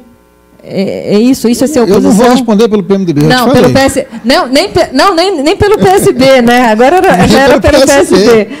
Mas é que enquanto a gente não tiver, de fato, um Congresso... Eu não tenho legitimidade para responder pelo PMDB. Nem pelo PSB. Enquanto a gente não tiver um Congresso diferente, eu acho que... Mas o Congresso diferente somos nós que fazemos. Não, mas agora, num curto tempo, num curto espaço, para renovar vocês, mais 4 anos. Vocês acabaram de chegar de novo. Então, assim, nesses 4 anos que a gente vai ter, se a gente não tiver uma mudança de postura, lá em Brasília, que é quem decide se vai querer abrir impeachment ou não, se vai a CPI, se vai botar na gaveta ou não, enquanto a gente precisa, a gente depende do Congresso. A gente dá graças a Deus que a gente tem um Congresso. Porque, senão, imagina o Brasil com o PT do jeito que é, sem um Congresso para segurar alguma coisa ali. Imagina o Brasil com um Congresso igual ao da Venezuela. Sim. Que prorroga sistematicamente o mandato, que muda a Constituição, o da Bolívia, o da Argentina e assim por diante. O Congresso tem sido um feio em coisas do tipo assim... Controle de imprensa. Se dependesse do governo, a lei de meios para controlar a imprensa, como acontece na Argentina e acontece na Venezuela, isso já tinha se transformado numa realidade. Não acontece porque o Congresso por causa do online. Não acontece porque o Congresso tem sido inflexível nisso. A lei de meios ou de controle da liberdade de expressão ou da imprensa, isso não vai adiante, mas se dependesse do governo, já teria ido. Encerro aqui perguntando da Lava Jato. A Lava Jato tem 10 nomes do PMDB. Eu sei que você não responde por eles, é a ala negra do PMDB. Você não é ovelha negra, você é ovelha clara. Porque eles são o lado obscuro da força. Eu não vou julgar ninguém. Mas não é questão de julgar, é questão de... Eles estão, o nome deles está na Lava Jato. 10 nomes do PMDB. O que você acha da Lava Jato? A gente tem ouvido muitas coisas, que o STF vai empurrar com a barriga, que os políticos não vão ser pegos, não vão fazer provas contra os políticos. Eu acho que a Lava Jato é uma extraordinária esperança e uma extraordinária luz a iluminar caminhos e mudanças estruturantes na política brasileira. O trabalho que está sendo conduzido pelo Dr. Sérgio Moro e pelos procuradores da República é excepcional, e a perspectiva da delação premiada, que é um instituto muito novo no Brasil, tem produzido resultados extraordinários. Eu tenho muita esperança que, com a cautela e a eficiência que a Lava Jato está sendo conduzida, que ela possa ter o mesmo nível de eficiência que o Mensalão teve. Eu tenho muita fé que essa operação ela possa produzir resultados, mudanças importantes em nosso país. Mas o Mensalão, a gente tinha um outro STF. Hoje parece que esse STF tem uma prerrogativa diferente. Protelar, até cansar, a gente não lembrar mais que está rolando aí uma Lava Jato. E também parece que o Toffoli, com o pessoal da segunda turma, vai liberar as empreiteiras. O que você acha disso? E eu vou passar o microfone para a plateia. Eu acho que já foi o tempo que o Supremo Tribunal Federal era uma Suprema Corte completamente distanciada da população brasileira. Eu acho que não. Eu acho que o Supremo Tribunal Federal é uma instituição perfeitamente sintonizada com a sociedade brasileira. Não tenho nenhum elemento que me afirme que o Supremo Tribunal Federal não vá às últimas consequências em relação a todos esses fatos. Eu tenho muita confiança de que o Supremo vá cumprir com o seu dever e com a sua prerrogativa constitucional. Que bom. Alguém tem alguma pergunta? Microfone aberto. Olha só, você foi tão elucidativo, as perguntas foram tão abrangentes. A Gabi queria perguntar da LDO, mas eu falei para ela que foi a primeira. Então, por isso que eu pergunto. Mas eu estou à disposição. Posso complementar? Você falou sobre a pressão, falou sobre a gente mandar e-mail. Não, só um minutinho. Põe o microfone para ela, senão quem está no online não consegue escutar se não tiver o microfone. Você falou sobre... Fala o seu nome. Oi, eu sou a Gabi. E... Vem pra rua. Vem pra rua. Tem um sanguinho capixaba também. E você estava falando sobre a questão da gente cobrar as pessoas mandando e-mail. E quando eu perguntei sobre o seu voto da LDO, e eu não vi a resposta, mas depois eu fiquei sabendo que eu cheguei atrasada. Mas eu queria saber se você recebeu essa pressão e como que foi, se foi através de e-mail, como que foi que... Então, Gabi, eu firmei um juízo de valor que às vezes você no calor, você talvez não faça uma avaliação adequada, né? Mas eu naquele momento, eu tinha assim uma expectativa que você tinha uma nova equipe econômica, com uma pessoa experimentada, como é o caso do ministro Levi. Ele fez um bom trabalho no Rio de Janeiro, ele saneou as finanças públicas do Rio de Janeiro. E tudo que nós conversávamos em Brasília dava conta de que o ministro Levi não assumiria o governo, o Ministério da Fazenda, desculpe, se não houvesse aquela adequação. E que ele, naquele momento, já tinha sinalizado que compromisso com a responsabilidade fiscal seria o fundamental e a prioridade durante a gestão dele, como está sendo, né? Da mesma forma, eu disse aqui que a presidente Dilma não cumpriu a meta fiscal, outros 15 governadores não cumpriram. Outros 15 governadores foram perdulários nas suas gestões. Veja o caso do Paraná. Uma tragédia, um colapso.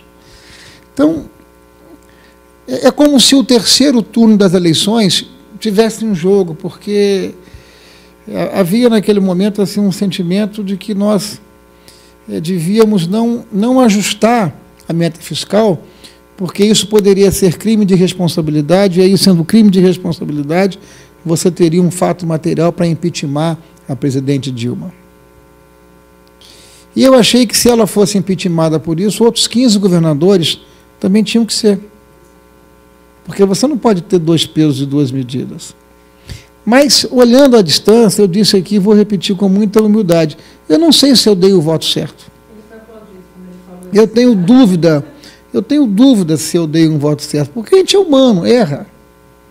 Assim, se eu errei, eu assumo com tranquilidade e com humildade, mas eu não fui movido por nenhum interesse promíscuo, que não assim uma certa boa-fé, por imaginar que naquele momento nós devíamos dar um voto de confiança ao ministro Levi. Então, isso aqui me moveu. Eu, pessoalmente, fui movido por isso, fui muito criticado, né? E essas críticas foram... Não, essas críticas foram muito importantes para mim me fazer refletir, porque a gente na vida erra mesmo, e pode ser que eu tenha errado. Eu não tenho certeza se eu acertei. Se eu tivesse que dar uma declaração assim sincera, eu acho que eu errei. Eu estou me convencendo disso, eu acho que eu errei. Para quem chegou atrasado, com relação a Dilma ter gastado mais do que devia no final do ano. E ele explicou também o cheque das emendas, mas depois eu te explico para você o motivo, tá? Oi. Eliane. Não, você pediu que a gente dissesse o que a gente esperaria da oposição. Oposições. O que eles deveriam estar fazendo que não estão? Eu não sei, eu sou absolutamente meiga em política, tá? Sou leiga, não entendo, por isso eu estou aqui querendo entender. Agora, a minha postura, por que eu fui para a rua, por que eu me uni a toda aquela turma que estava lá, nas 2 manifestações, porque eu acho que a gente está representando aquele que não foi eleito, né? Então, eu acho que deveria ter um retorno dele. Eu acho que todo mundo que estava na rua, não estou falando do Aécio em si, mas eu estou falando da pessoa que a gente não quer lá. A gente não queria, então a gente queria outra pessoa, que é a oposição. E a gente não está tendo esse retorno, esse respaldo. Olha, bacana, foi lindo, vocês estão indo bem. Quer dizer, o povo está se matando para conseguir juntar as pessoas, todo mundo tentando muito, e a gente percebe que quem a gente teria no lugar dela não se manifestou. Quer dizer, não se manifestou indo na imprensa. Não estou dizendo de subir no carro, porque realmente pode tomar ovo, mas vai para a imprensa no dia seguinte, diz, olha, estou de acordo, acho que o caminho é esse. Enfim, põe a cara, né? Se expõe, a gente está lá pondo a cara, e ninguém... uma amiga minha falou, não, eu não vou, tenho medo. Eu falei, medo do quê? Do que pode acontecer. Eu falei, bom, mas se for assim, então, se ele tem medo do que pode acontecer, por isso ele não vai, fala ali de trás, protegido, fala pela imprensa, fala pela... Enfim, sei lá. Mais alguém tem alguma sugestão, assim, esse clamor da oposição, se vocês sentem uma necessidade, o que a oposição pode fazer? Fala seu nome, por favor. Paulo Andrade, Ricardo. Ricardo, vou falar de um assunto que é o bolivianismo. Fora São Paulo, perpetuação do populismo. Eu queria ter uma ideia do que forma você lida com esse assunto, e lá no Congresso, como é que o Congresso lida com isso? Ou isso é uma fantasia? Não, não, isso é uma realidade. Ô Paulo, eu fui presidente da Comissão de Relações Exteriores ao longo dos últimos 2 anos, lá no Senado, que é a comissão que tem a responsabilidade de exercer o protagonismo sobre a política externa brasileira, que é um absurdo. Quer dizer, nós estamos nos alinhando com um atraso, quando nós deveríamos estar nos alinhando com aquilo que está produzindo prosperidade. O governo brasileiro tem permitido que a América Latina se transforme numa espécie de tratado de Tordesilhas do século XXI. De um lado, os países do Atlântico, Brasil, Bolívia, Argentina, Paraguai e etc. Do outro lado, o Pacífico, Chile, Peru, México, Colômbia. Quem está indo bem? Quem está indo bem são os países do Pacífico, porque há um movimento muito forte no mundo em torno do Pacífico. O Atlântico está virando uma coisa absolutamente irrelevante. E a política brasileira, ela tem sido equivocada nisso. Eu tenho debatido muito isso, e ano passado eu fiz uma coisa que foi uma coisa muito desafiadora, porque eu fui à fronteira buscar aquele senador boliviano, o Molina, junto com o diplomata Eduardo Saboia, porque eu tinha estado em La Paz e eu vi esse senador, que era opositor do presidente Evo Morales, porque denunciava o Evo Morales e o seu envolvimento com o narcotráfico, e por conta disso ele foi perseguido, ele foi cassado. Antes de ser cassado, ele pediu asilo político à Embaixada Brasileira em La Paz, e o governo do Evo Morales não deu salvo-conduto para que ele pudesse sair da Bolívia. Então ele ficou quase 1 ano detido, numa salinha de 2 metros por 2 metros, muito pequena, uma sala pequena, não sei se tinham 2 por 2 ou 3 por 3, enfim. E não era na casa do embaixador, era na chancelaria em La Paz. E aí, depois de quase 1 ano lá, ele começou a entrar em profunda depressão, e esse diplomata trouxe o Molina. Ele percorreu o território da Bolívia, 1.600 quilômetros, e trouxe ele até a divisa, e eu fui lá apanhá-lo. Então, assim, a gente tem debatido muito isso no Congresso, e essa coisa do bolivarianismo é uma coisa presente. Eu tive há 2 semanas nos Estados Unidos para um seminário numa entidade chamada Wilson Center, e é inacreditável como que as pessoas olham para a gente e perguntam: escuta, por que vocês estão se aliando à construção de teses que já foi provada que não deu certo? Por que em lugar de se aliarem com o mundo que está desenvolvendo, que está prosperando, nós, Brasil, por sermos o país mais importante aqui na região, deveríamos estar influenciando nas boas reformas nesses países? Eu não tenho o que responder, eu deixei para um senador do PT que estava lá para responder. Mas eu não posso responder. Quem tem que responder é alguém que defende isso. O que eu fiz foi exercer a minha visão crítica, entendeu? Então, essa coisa do bolivarianismo é uma coisa real, é uma coisa concreta, e nada mais equivocado do que a política externa que tem sido conduzida nos últimos anos pelo governo da presidente Dilma e Lula. Eu não tenho nenhuma dúvida. Eu não tenho nenhuma dúvida do populismo, da demagogia, sabe, de um governo que só pensa na próxima eleição, de um governo que se submeteu ou se subordinou ao projeto de poder, e não ao projeto de nação. Esse PT que está aí, gostando ou não, discordando ou não, não é aquele PT que chegou no governo. Houve uma metamorfose absurda, a meu juízo, e para pior.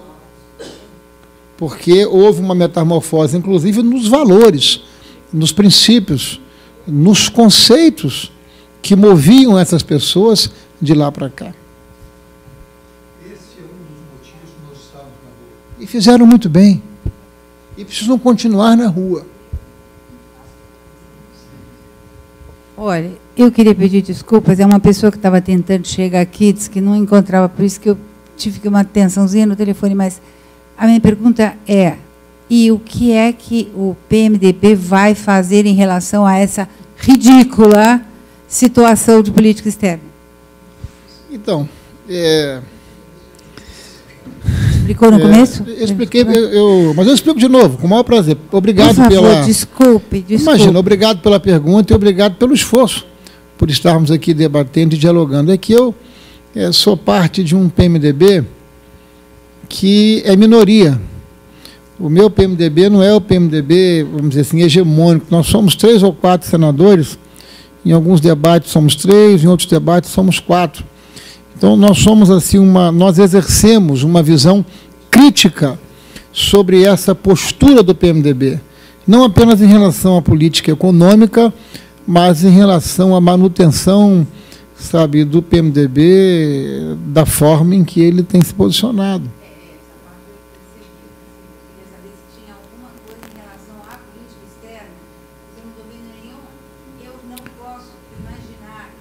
Não, o PMDB...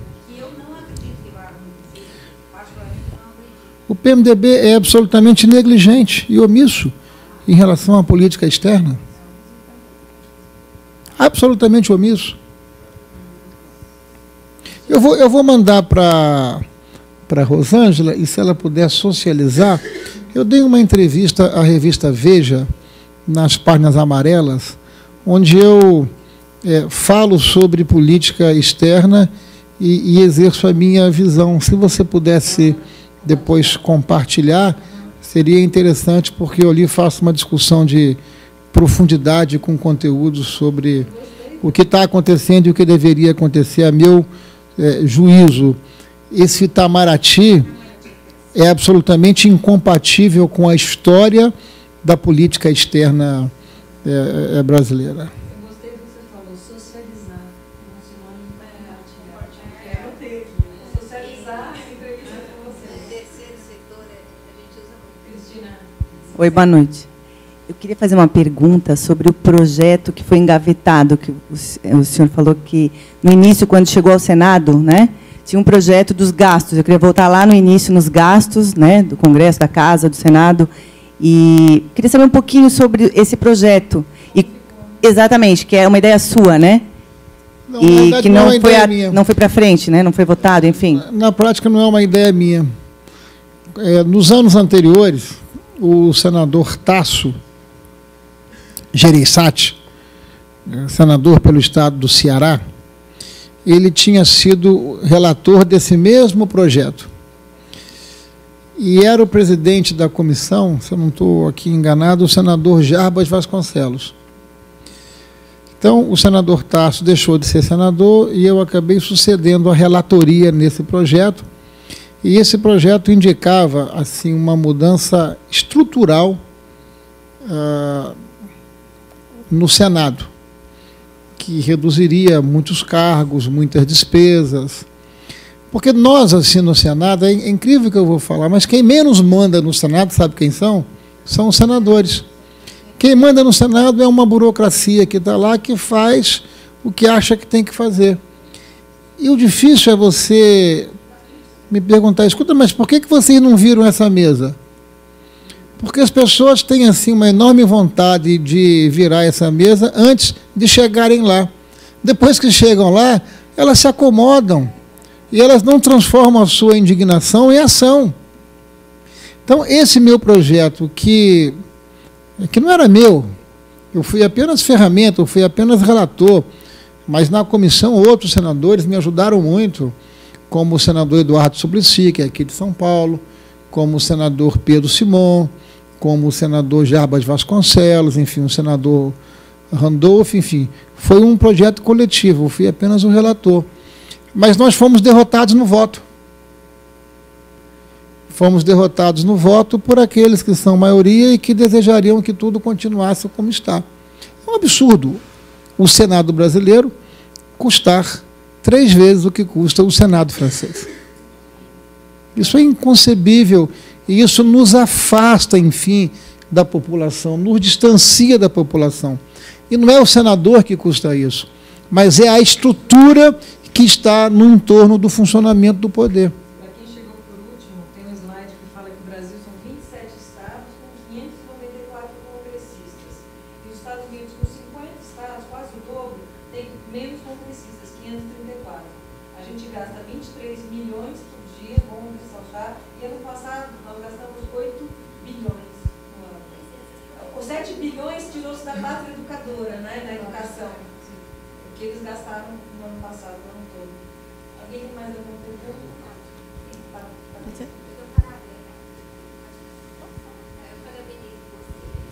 Deixa eu só um minutinho, sabe por quê, Karina? Ninguém escuta se você não está com o microfone quando a gente fala fora do microfone. Eu faço primeiro, então. Então, você colocar primeiro? Bom, Patrícia Paiva. Na verdade, a gente falou vários assuntos aqui e eu queria só voltar no tema da questão dos movimentos sociais hoje. Eu acho extremamente relevante, né, o que está acontecendo no país. Então, na verdade, eu não tenho aqui, não é bem uma pergunta, mas eu queria dar uma posição que eu acho que o senhor também deve ter interesse em saber mais e mais o que as pessoas pensam, né? Eu acho que a gente vive um momento extremamente relevante hoje no nosso país. Nós ficamos muito acomodados durante muito tempo e talvez por conta dessa acomodação e dessa omissão que nós nos justificávamos, porque sempre trabalhamos muito, como trabalhamos até hoje, né, para a gente desenvolver o nosso país, gerar emprego, renda, pagar imposto. Então, as pessoas que estão muito preocupadas, né, em trabalhar, de fato, os verdadeiros trabalhadores do país, eu acho que eles se omitiram ao longo desses últimos anos, talvez dessa última década em especial, das 2 últimas décadas, e eu acho que a gente chegou à situação que a gente chegou até por conta dessa omissão, dessa apatia que nós tivemos, né, como um todo. E por não termos uma disseminação maior em termos de informação, e aconteceu o que a própria Rosângela falou, esse voto de cabresto, enfim, essa situação que a gente tem das pessoas não estarem informadas, e por isso o senhor falou hoje várias vezes que os congressistas são legitimados pelo voto do povo. O povo vota muitas vezes sem conhecer aquele candidato, vota porque é obrigado a votar, e quando vota depois nem acompanha o que aquele eleito, aquele seu representante eleito está fazendo. Então, acho que para a gente mudar isso, tem muitas coisas envolvidas, né? Mas, como a Rosângela mesmo falou, a gente precisa saber desses próximos 4 anos. Então, acho que esses movimentos sociais que estão acontecendo hoje no país, das pessoas irem para a rua, eles são extremamente relevantes. Eu achei o dia de ontem muito expressivo, embora a gente não tivesse, talvez, aí pelas contas, né, superado a expectativa em termos de número de pessoas. Eu acho que chegou muito próximo do dia 15, considerando que foi o dobro de cidades e muito mais pulverizado. E eu acho que a indignação das pessoas continua. E transformar essa indignação em coisas práticas, que é isso que o senhor falou, que a Rosângela falou, quer dizer, para a gente não começar a andar em círculos, né, só indo para as ruas e talvez até se desmotivando, porque isso não tem uma finalidade, não chega a um propósito, eu acho que a gente depende dos senhores que estão lá. Os senhores são nossos representantes, de fato, e a gente precisa de fazer essa ponte. E o que eu sei é que os movimentos eles estão se unindo, vários movimentos estão se unindo e estão redigindo um manifesto, né, nesse momento, para ser entregue na quarta-feira, ao meio-dia, em Brasília, lá para o Congresso Nacional. Então, acho que esse manifesto, eu espero que, de fato, represente. As demandas são inúmeras, porque o nosso país está abandonado há muito tempo, a gente não tem poder público funcionando em prol da população há muito tempo, e as demandas são várias. Eu acho que o desafio é a gente priorizar essas demandas e passar às mãos de vocês, que é quem, de fato, pode fazer alguma coisa. Agora, me preocupa, e aqui a gente teve isso várias vezes na colocação do senhor, é que, mesmo tendo eco com os sentimentos da maioria da população, como o senhor parece ter em várias questões que a gente abordou aqui, o senhor também é uma minoria lá. Então, nós, povo, somos uma minoria, ou maioria, não sei, do lado de cá, mas que os nossos representantes, que é quem tem o poder da caneta, vamos dizer assim, que é quem tem o poder de voto, e de fazer acontecer, ou não, algumas coisas lá, que estão lá para nos representar, também parecem ser minoria. E a gente tem uma oposição em minoria, a gente tem pessoas que pensam como nós, que são minoria, e a gente não está conseguindo fazer valer isso. Como que a gente sai desse ciclo? É exatamente isso.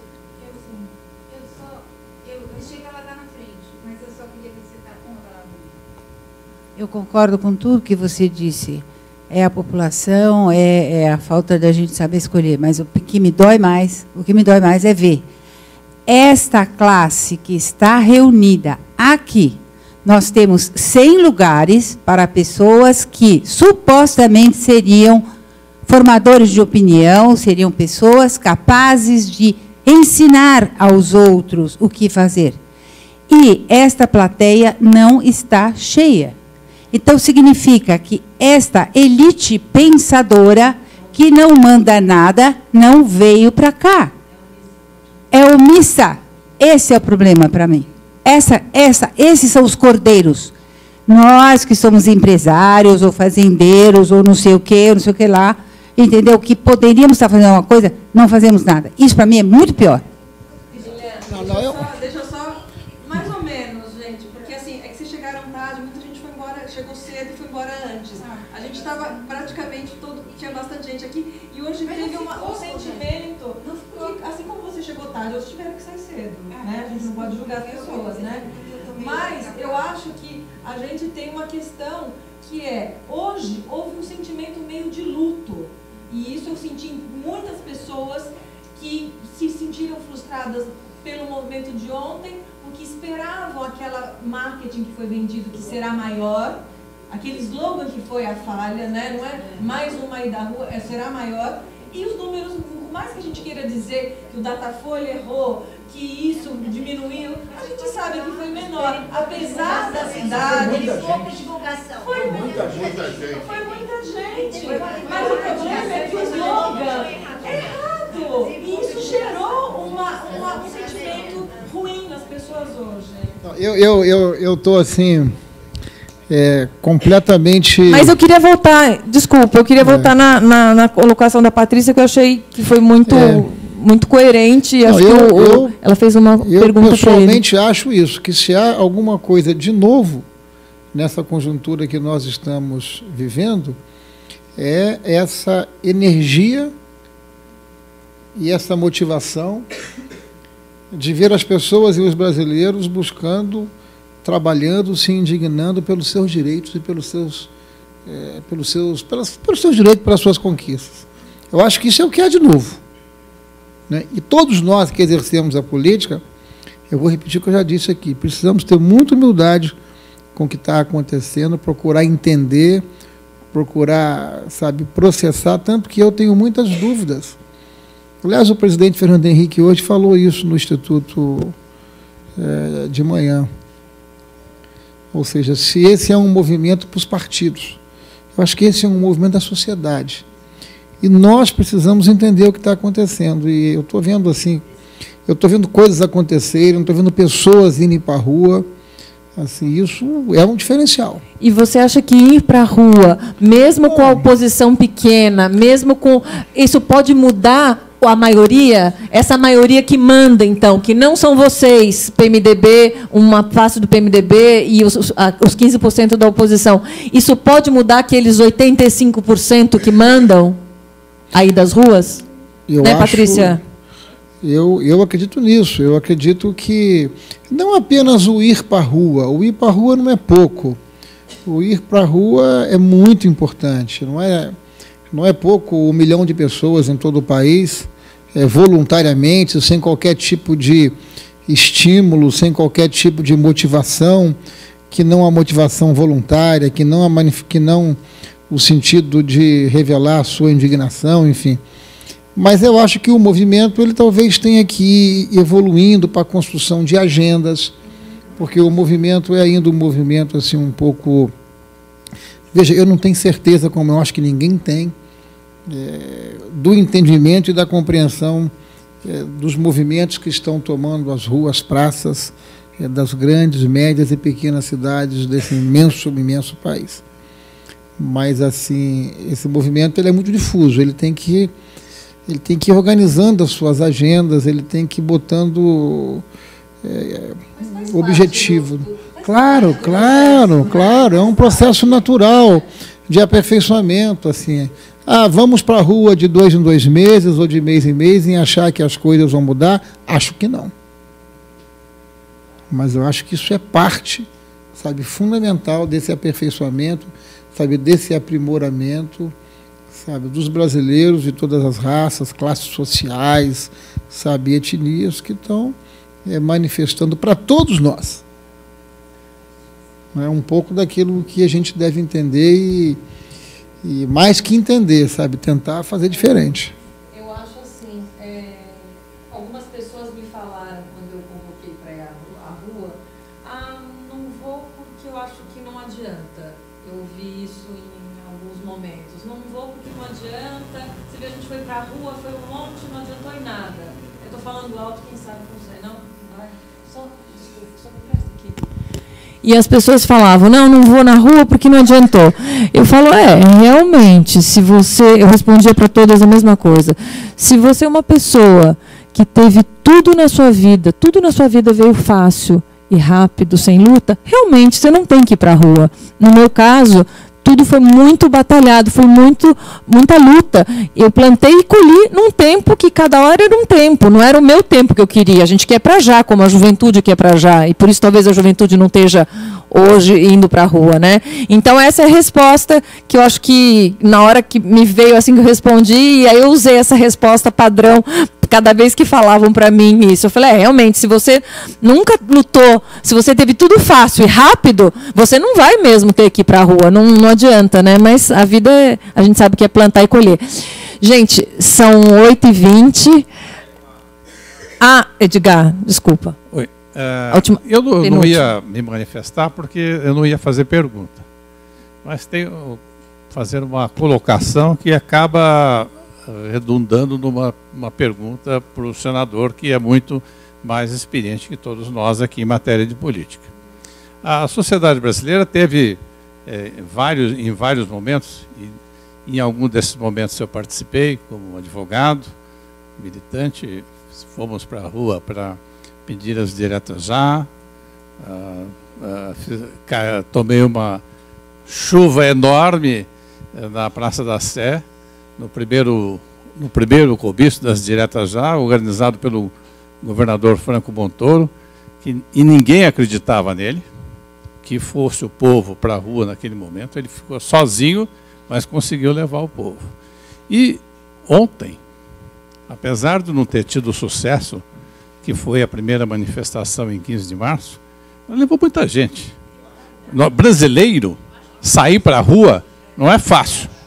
Agora, o que nós temos que pensar agora para o próximo momento, além de outras manifestações dessa natureza, porque os políticos prestam atenção nisso. Eu acho que minimizar a força desse movimento não é correto. Eles levam em consideração. Agora, nós temos uma mobilização hoje muito grande. Talvez a gente devesse direcionar isso para colher frutos daqui a 4 anos, nas próximas eleições. Então, não adianta, né? Não adianta, porque os mandatos estão aí, a presidente Dilma está eleita, os deputados, senadores estão eleitos, os deputados estaduais estão eleitos, os vereadores estão eleitos, os prefeitos estão eleitos, o governo. Então, nós temos aí que pensar na próxima eleição. E como fazer para abrir a mentalidade do povo para que esse povo vote corretamente. Então, nós temos gente qualificada nesses movimentos. Já houve uma mobilização muito grande, acho que teria que pegar isto e direcionar para a formação. E aí não podemos ficar na Avenida Paulista. Temos que ir para a periferia e chegar nesse povo, oferecer alguma coisa para esse povo, para educar politicamente.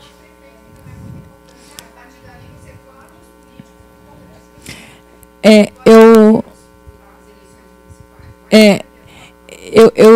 queria dar uma notícia para vocês que eu estava dando para o final. Deixa eu só cumprimentar. Você falou de deputado estadual. Tem um aqui com a gente que chegou atrasado, mas chegou. Fernando Capês, deputado estadual do PSDB, presidente da Assembleia Legislativa. Obrigada, Fernando, pela presença aqui.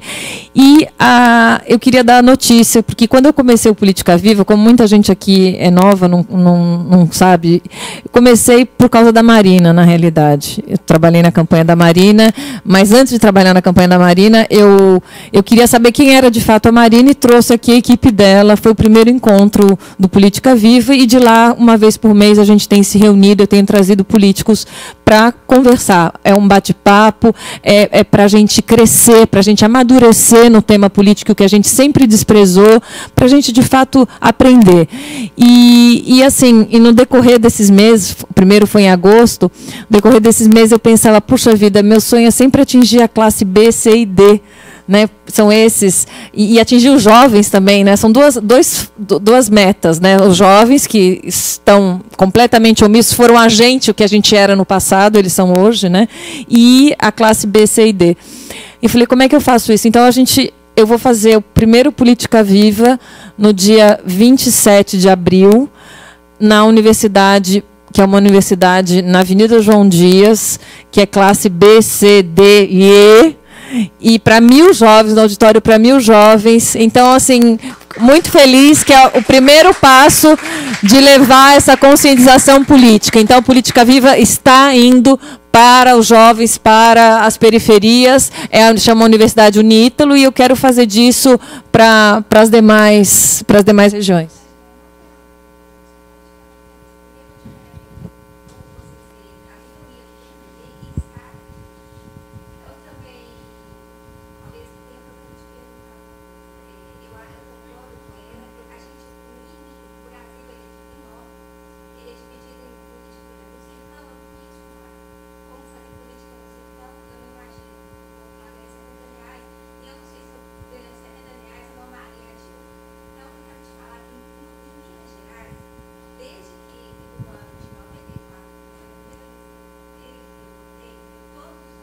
Você é mineira?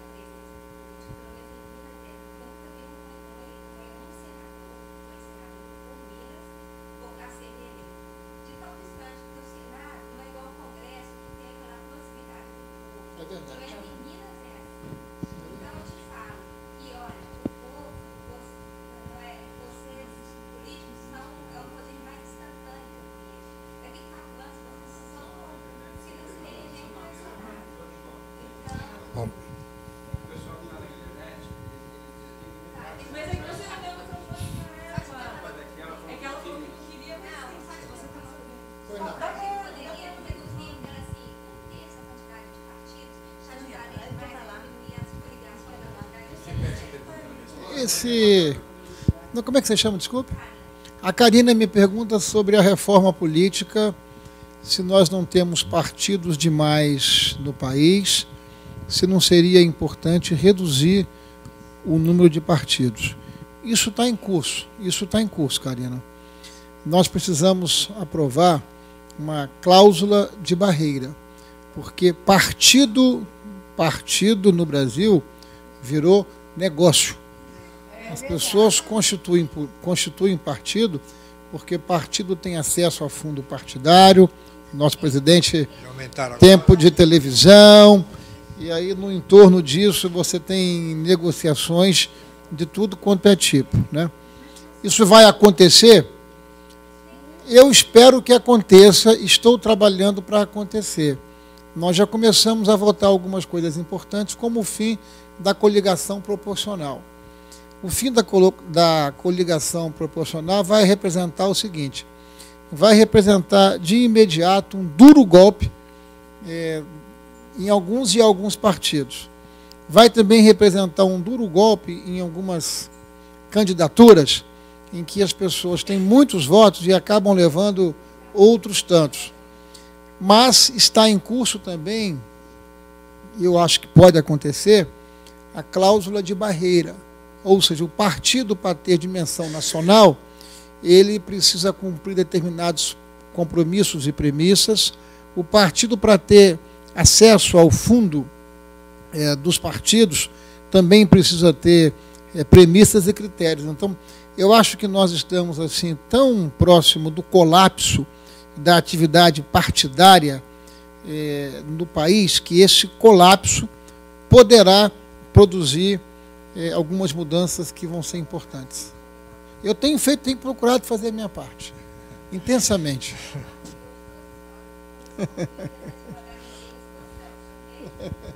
Muito bem. Tá bom. É bem rapidinho que está relacionado. Essa cláusula de barreira, ela está funcionando? Essa cláusula de barreira, ela é apenas para barrar a entrada de novos partidos ou ela vai também gerar uma reestruturação dos partidos existentes? Porque a gente já tem 30 lá. Ela vai dizer o seguinte, assim, a partir de agora, você, para ser um partido nacional, você precisa obedecer um conjunto de critérios. A partir de agora, para você ter acesso ao fundo partidário, você precisa obedecer uma série de critérios. De modo que alguns partidos não conseguirão atingir essa cláusula de partido e simplesmente terão que se repensar, refundar, enfim, fundir com outros e assim por diante. Vale para trás. Boa noite, Gil Carvalho, arquiteto. Eu vejo aqui as reflexões e a gente acaba, então, tendo que conectá-las, né? Essa coisa de ontem, realmente, apesar de não ter tido a margem que teve anteriormente, ela foi excelente. Ela encheu a avenida, é impressionante, fiquei admirado. E isso, seja com...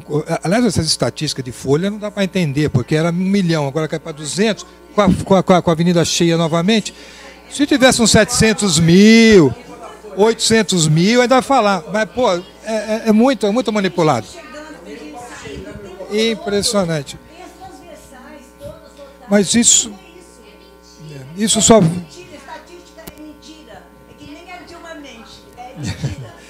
Isso vem demonstrar, então, e o mais importante é isso, é que acaba demonstrando, então, a insatisfação, quer dizer, né, o cansaço da gente com essa política que a gente acaba tendo que engolir. Na verdade, chegou um momento de não engolir mais, porque realmente chegou no final. Quer dizer, agora, a gente não pode esquecer o âmago da questão. O problema maior, né, é uma quadrilha que se implantou, que tomou conta, que aparelhou e simplesmente tomou conta como se fosse querendo implantar qualquer coisa. Isso. Aliás, foi interessante, eu vi uma palestra do Maílson da Nóbrega, né? Onde eu perguntava para ele, mas como é que vai mudar, como é que consegue mudar esse populismo barato? Por favor. Alô? Como consegue mudar, então, como mudar um populismo barato como é essa coisa que nós temos implantada? Então ele falava, não tem jeito, o único jeito é pelo povo. É o povo que tem que mudar. Quem colocou tem que tirar. Agora acabou. Pois é, agora estão tudo aí descobertos, acontece, vai aumentar cada vez mais. E aí acabou o financiamento. Então, a notícia boa é justamente a que está na Veja dessa semana, que fala que o Lula morreu. Lula acabou, o PT acabou, sabe, já vai tarde. Não, no isso sentido, daí é... Pera. Não, cuidado. No sentido... Gente, mas olha... No sentido que ele está numa situação que ele não pode nem correr, porque se ele tentar também ser presidente, do desgaste que ele tem, a porrada é muito maior. Olha, então, gente, eu queria agradecer a presença de vocês, queria agradecer... O senador, já estamos 2 horas aqui direto, falando. Eu preciso liberar o senador. Desculpa. Só para completar uma coisa. Com relação a essa questão então, de mudarmos. Qual a sua opinião sobre o voto misto com recall? Voto distrital misto, você quer dizer? Isso, desculpa, com recall. Bom, Ok. Nós estamos partindo aqui para o... Eu vou lhe responder com o maior prazer. Primeiro, eu queria agradecer a oportunidade, nós estamos encerrando aqui, agradecer a oportunidade pelo diálogo, cumprimentar a Rosângela, dizer que eu acredito nesse tipo de movimento, sabe, de organização, de articulação. Hoje é uma segunda-feira, todo mundo aqui trabalhou, deu duro, não sei o quê, está tirando um pouco do seu tempo para se dedicar às coisas coletivas. Isso é fundamental, porque durante um período muito grande, as pessoas faziam muito esforço para dar conta dos seus problemas, que não são poucos, né? E agora todos nós nos conscientizamos que é preciso ir além. Esse tipo de iniciativa, de além dessas reuniões que você faz aqui, você está levando para as faculdades, você está chamando a consciência, está levando pessoas, enfim. Eu acho que isso é fundamental. Olha, eu sou autor de uma proposta de emenda constitucional para transformar o voto em facultativo. Eu acredito que o voto não é uma obrigação, o voto é um direito. Você... Não. Veja, você tem o direito de não votar. Você tem o direito de não votar. E ao não votar, você está sinalizando, você está manifestando a sua vontade. Voto obrigatório é coisa de países com instituições frágeis. O voto obrigatório está presente no Brasil e mais alguns outros poucos países. As mais consolidadas democracias mundo afora não trabalham com voto obrigatório há muitos anos. E não é a quantidade de voto que faz a diferença. Lá nos Estados Unidos, que é uma democracia consolidada, ou na Europa inteira, você tem 35%, 40%, no Chile, 45% dos... Na Argentina o voto não é obrigatório, o voto é facultativo. E o fato de você ter 35%, ter 45% dos eleitores votando, não diminui a legitimidade democrática desses países. O dia que o voto for facultativo, os políticos vão ter que se esmerar mais, eles vão ter que ser melhores para que as pessoas tenham atrativos em exercer o seu voto. Então, nós estamos trabalhando essa coisa no Congresso, não é uma coisa simples nem fácil, mas eu acho que o voto no Brasil deveria caminhar para esse ambiente. Obrigado. Ricardo, obrigada, gente. Antes da gente dar os aplausos finais, depois você fala com ele em particular, se der tempo, eu te passo o contato. Eu ouvi uma frase ontem que eu achei fantástica, eu acho que ela encerra bem tudo isso que a gente discutiu aqui, desde as 6h30 a gente está aqui conversando. A frase é a seguinte, e é para você levar para os teus colegas, os teus pares lá, sejam eles do lado direito, do lado esquerdo. Se tivermos uma oposição conciliadora, fraca e covarde, ela irá fazer perpetuar o PT no governo. As ruas não delegaram nem outorgaram procuração a negociar em nome do povo. Regra no Brasil é da conciliação calhorda do conchavo. Não podemos, vocês não podem dar condições do PT respirar. Nós vamos fazer a nossa parte, mas a gente precisa que vocês façam o melhor de vocês. Seja oposição, seja na situação da oposição.